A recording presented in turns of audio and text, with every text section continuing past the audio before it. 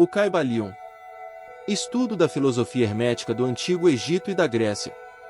Por 3 iniciados. Dedicatória. Aos pés de Hermes Trismegisto, mestre dos mestres. Este pequeno volume é reverentemente dedicado. Prefácio.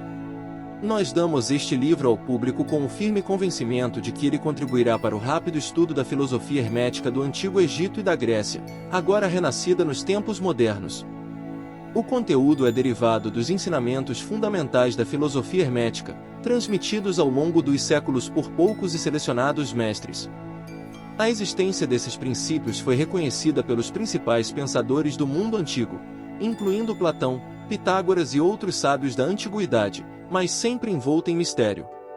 A essência do hermetismo é a compreensão e aplicação das leis universais, que governam todos os planos da existência, físico, mental e espiritual.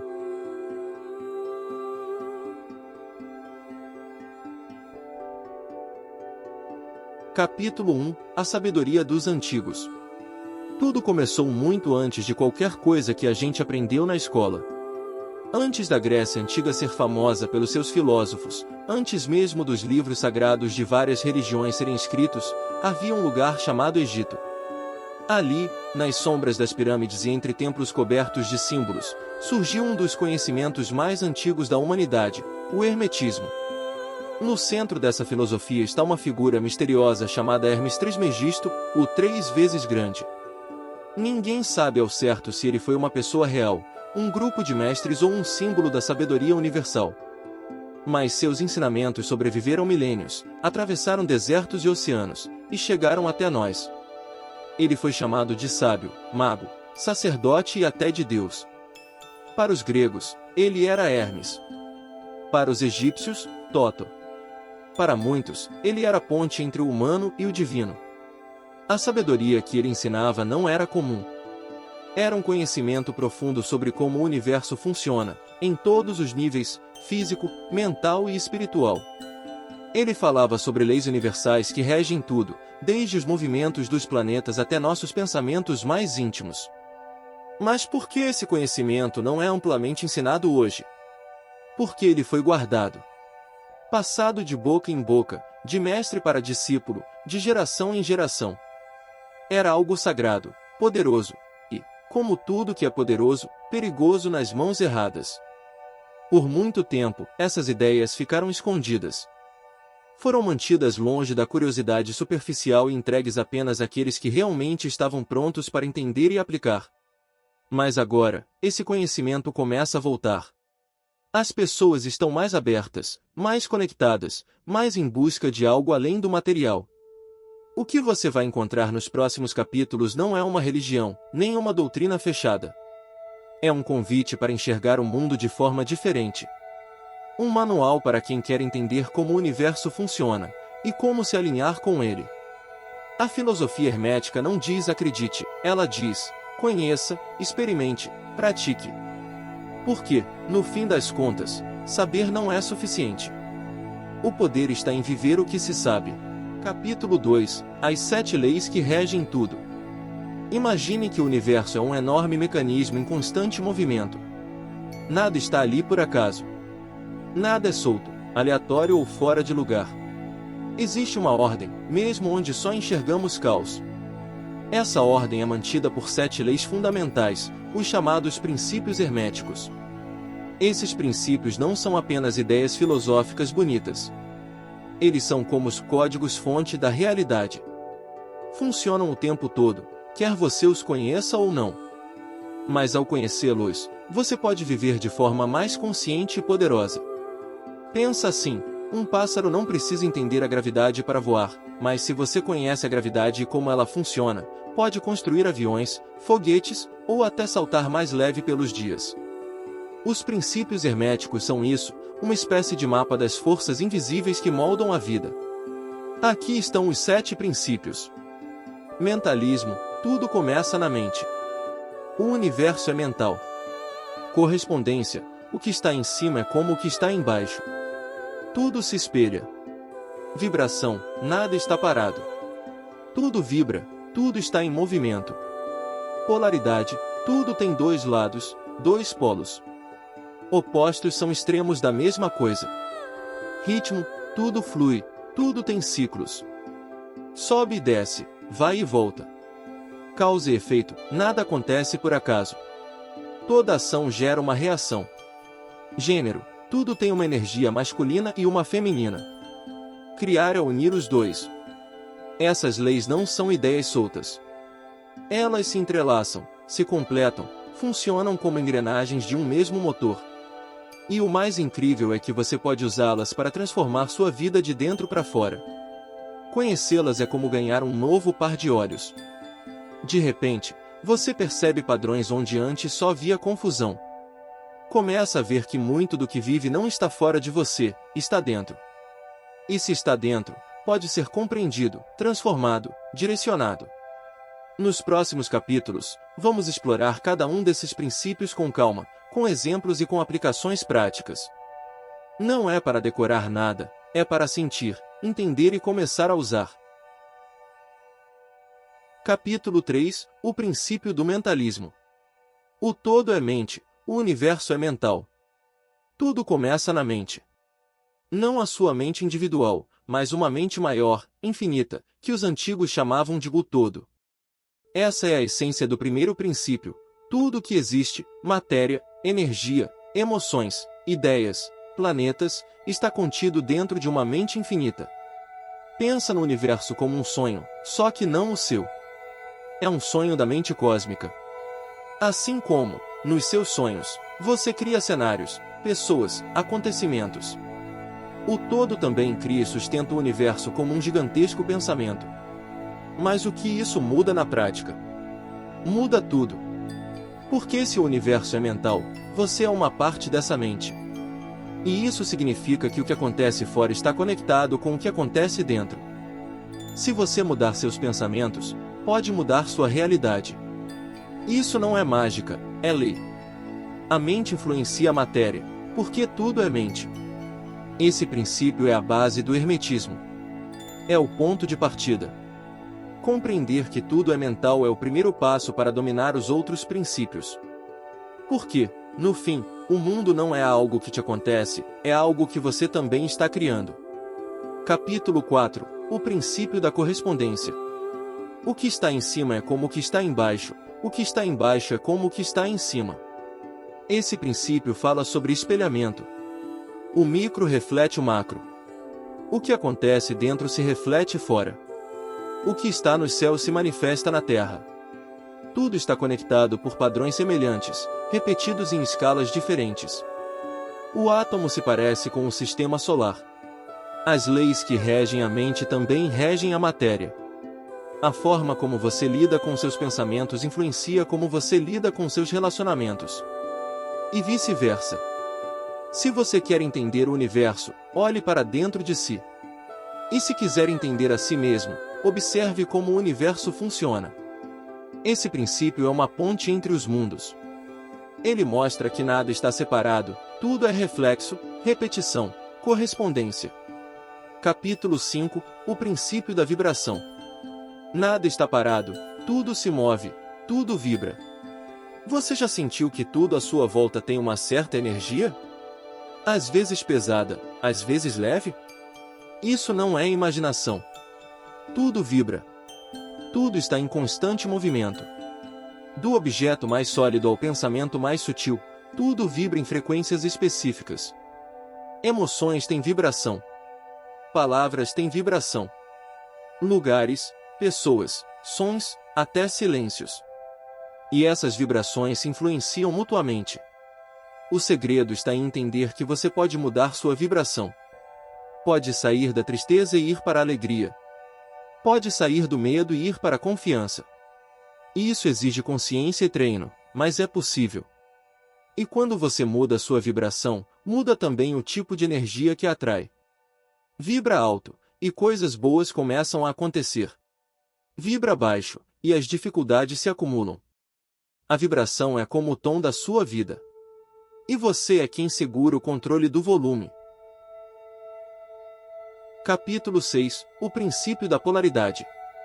Tudo é duplo, tudo tem dois polos, tudo tem seu oposto. Calor e frio, luz e sombra, amor e ódio, sucesso e fracasso. Tudo tem dois lados. Mas o segredo está aqui. Os opostos são, na verdade, a mesma coisa, só que em graus diferentes. O frio é apenas menos calor. O ódio é amor distorcido. O fracasso é apenas um passo antes do sucesso. Ao perceber isso, você entende que pode se mover de um polo a outro. Pode transformar medo em coragem, raiva em compaixão.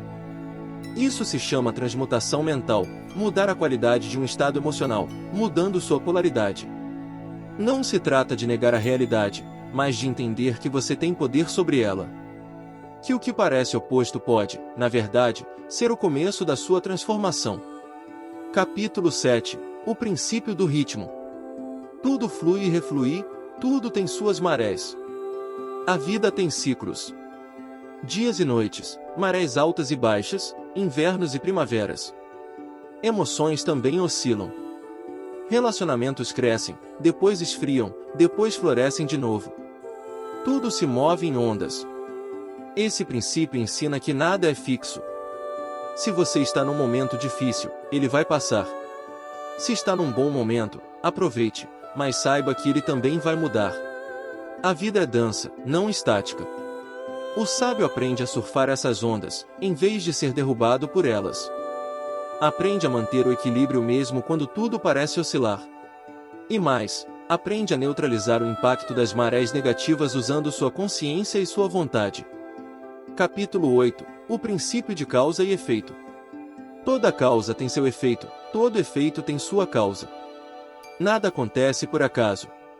O que você vive hoje é efeito de causas passadas, e o que você faz hoje está criando causas para o seu futuro.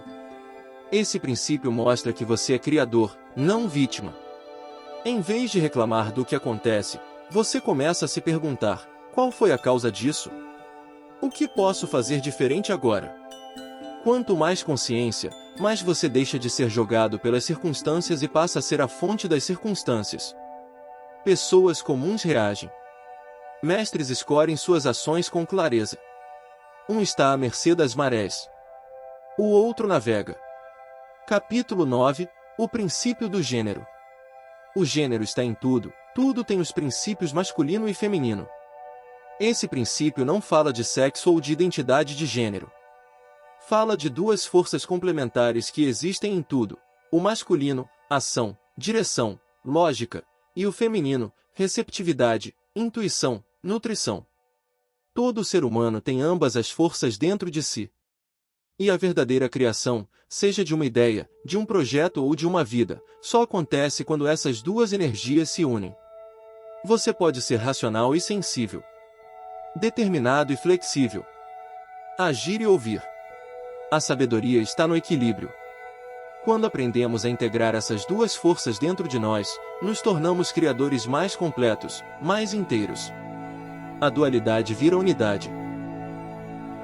Capítulo 10. A arte da transmutação mental. Agora que você conhece os 7 princípios, é hora de aprender a usar esse conhecimento. Transmutação mental é a arte de transformar pensamentos, emoções e estados internos. É como a alquimia da mente. Você pega medo e transforma em coragem. Pega raiva e transforma em compaixão. Pega estagnação e transforma em ação. Tudo começa com consciência, perceber o que você está sentindo e pensando. Depois vem a escolha, decidir mudar a vibração. E por fim, a ação mental, mudar o foco, alterar a frequência, ajustar o estado. Não é instantâneo, nem fácil no começo. Mas com prática, vira um hábito. E aí você começa a dominar o jogo. Capítulo 11. O todo. Chegamos à origem de tudo. Antes dos planetas, das estrelas, da matéria e até do tempo, havia apenas o todo. Essa é a essência de tudo que existe, uma presença sem forma, infinita, consciente e eterna. O todo é como a mente universal que sonha a realidade. Ele não está em algum lugar, ele é o próprio espaço, o tempo, o que existe até o que ainda nem foi criado. Mas o todo não é um Deus barbudo sentado no céu.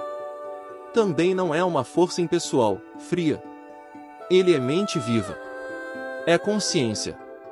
E nós, como partes dele, também somos consciência.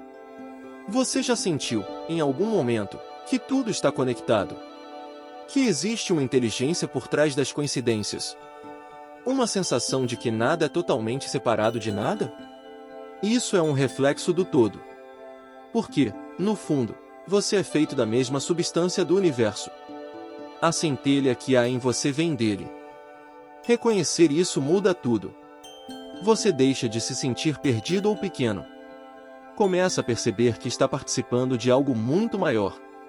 Que a sua vida tem propósito, não porque alguém escreveu um plano fixo, mas porque você está co-criando com a própria fonte de tudo. Capítulo 12 – O universo mental. Se o todo é mente, então o universo é como uma ideia viva sendo constantemente expressa. Tudo que existe, desde o grão de areia até as estrelas, é uma manifestação dessa mente suprema. O que isso quer dizer, na prática? Que realidade é flexível. Que as formas podem mudar, que as situações podem se transformar, porque tudo é mental em sua essência. Você, como parte dessa mente maior, também tem o poder de criar, mudar, transformar. Seus pensamentos moldam sua experiência. Suas crenças criam a sua visão de mundo. Nada é totalmente fixo, é tudo energia em movimento. Com essa visão, você não vive mais no automático. Você começa a escolher com mais intenção. O universo mental é como um espelho, ele reflete o que você vibra, o que você sustenta, o que você alimenta com sua atenção. Capítulo 13 – O paradoxo divino. Aqui entramos num terreno mais sutil. O hermetismo nos mostra que existe um aparente paradoxo, o todo é imutável, absoluto, infinito, e ao mesmo tempo, manifesta um universo cheio de mudanças, limitações e formas finitas. Como pode o eterno criar o temporário? Como o absoluto pode conter o relativo? A resposta está no entendimento de que o universo é como uma projeção. Assim como sua mente pode criar imagens num sonho ou num pensamento, o todo manifesta o universo dentro de si mesmo, sem deixar de ser quem é. A forma mais prática de lidar com esse paradoxo é com humildade e abertura. Entender que o universo é real dentro de certos níveis, mas que há camadas mais profundas da realidade que escapam à lógica comum. Aceitar que tudo é verdade, dentro do seu nível. Mas que sempre existe um nível além. Capítulo 14 – O todo em tudo. Você é parte do todo. E mais que isso, o todo está em tudo. A centelha da criação pulsa em você, nos outros, nos animais, nas plantas, nas estrelas, nas pedras. Não existe separação real. Toda divisão é ilusão da forma. Quando você começa a enxergar o todo nas pequenas coisas, num gesto de carinho, num pôr do sol, na respiração consciente, a vida muda de tom. Você sai da sensação de estar sozinho no mundo e entra numa vibração de conexão real com tudo que existe. Esse princípio convida à reverência pela vida. Não como um dogma religioso, mas como um reconhecimento de que tudo é sagrado, porque tudo é expressão do todo. Capítulo 15 – O caminho do iniciado. Saber não basta. A verdadeira sabedoria começa quando você vive o que aprendeu. Ser um iniciado é ser alguém que escolheu trilhar o caminho da consciência. Alguém que não vive no piloto automático, mas busca entender, transformar e crescer. Alguém que reconhece as leis da natureza e decide viver em harmonia com elas. Esse caminho não é fácil, mas é libertador. Porque ele te tira do papel de vítima e te coloca no papel de criador. É um caminho de autocontrole, de transmutação mental, de equilíbrio interior. Não há um templo físico. O verdadeiro templo está dentro. Cada desafio da vida é um degrau. Cada dificuldade é um mestre disfarçado. E cada vitória, um reflexo da sua evolução interna. O hermetismo não te promete milagres. Ele te dá ferramentas. E mostra que, com elas, você pode criar sua própria transformação. Capítulo 16 – Além do véu. Tudo o que foi dito neste livro é apenas o começo. A ponta do iceberg. O hermetismo é um convite, não uma prisão. Os verdadeiros mistérios não são revelados por palavras, mas por experiências. A partir daqui, é você com você mesmo. Os princípios estão aí. As leis foram entregues. Mas o despertar é seu. E a beleza disso tudo? É que você nunca esteve realmente sozinho. Você é parte do todo, e o todo está com você, dentro de você, em cada passo do caminho.